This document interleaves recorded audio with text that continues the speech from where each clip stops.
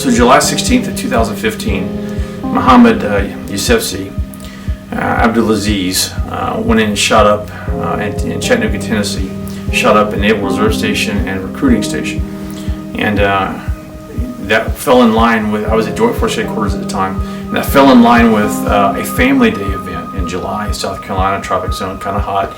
On my way to this family event, driving, I get a call from an Air National Guard Lieutenant Colonel who was my full-time boss with a J35. He said, "Hey, what's your 20? Where are you at?" And I said, "Well, I'm en route to get to the TAG building, 3rd floor. I'll meet you there." So anyway, I go there, and it had just happened, and the governor, Nikki Haley at the time, had task organized. Was actually tasking the Adjutant General to task organize a team to conduct crisis action planning and determine a way to mitigate a similar risk happening here in South Carolina, which just had transpired in Tennessee. And so at that time, a lot of ideas were thrown on the wall, but there's some great ideas, some great thoughts, but not a lot of systematic problem solving at that point. But because of my position in Joint Force Headquarters, it came down to me as the Deputy J35 in future plans, to come up with something that didn't exist.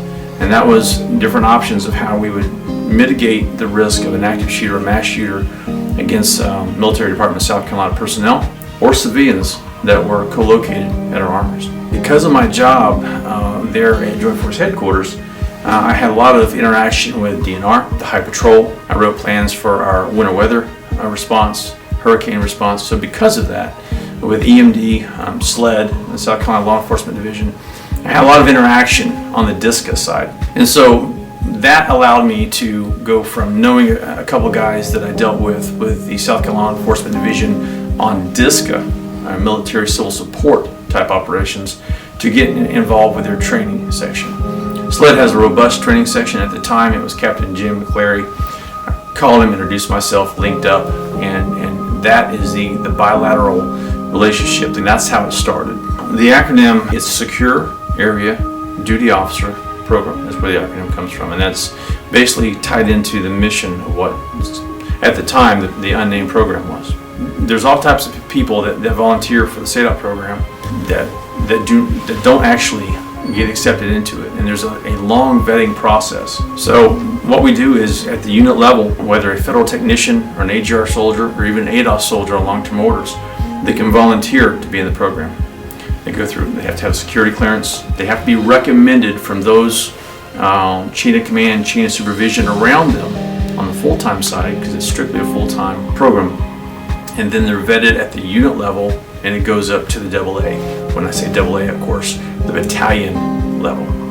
So whoever the battalion administrative officer is has final say on what soldier represents his battalion going forward to the major subordinate command. But we're looking to have an exclusive program for the right people in it. So we go to a lot of effort before day one to make sure that we have the right people, both that want to be there, that their chain of supervision wants to be there, and that we feel comfortable because we're training people how to respond with lethal force rapidly to a threat. The bottom line is, the reason why there's a legacy is I was given an opportunity. And there's so many people that's been instrumental in paving the way for this program outside of me. But the reason why you see my name plastered on a lot of documents is just because I was the guy that was writing it, the guy that was staffing it. There was a systematic process that I happened to be involved with that fortunately it was very good for me. And when I say that, I'm not kidding. The legacy is not about Barry Ramey at all. It's about a program that didn't exist, that by measures of effectiveness we've used processes that we've been taught to come up with it, and bilaterally with SLED as well. So there's a lot of people outside of the National Guard, but going forward, the program has constantly revised itself to stay relevant.